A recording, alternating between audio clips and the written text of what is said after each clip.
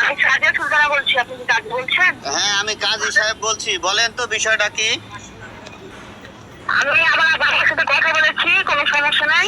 হ্যাঁ। ডিভোর্স দিয়েছি। ডিভোর্স দিয়েছেন? আপনাকে কি জোর করে ডিভোর্স দিয়েছে? আমি বাড়িতে কথা বলেছি, আর সমস্যা হবে না। র্যাব এটা অফিস। আমার নাম্বার। জি জি। বলেন বলেন। না না, আপনাকে কি জোর করে ডিভোর্স দেওয়া হয়েছে তাই বলছি? না, জোর করেনি, আমি নিজের ইচ্ছায় দিয়েছি। নিজের ইচ্ছা দিয়েছে? তা আপনার আব্বা এসে আমার কাছে অনেক হুমকি দামকি দিচ্ছে, র্যাব অফিস, তারপরে মামলা কোর্টে, তারপরে আমার নামে মামলা, আমার নাম ঠিকানা লিখছে।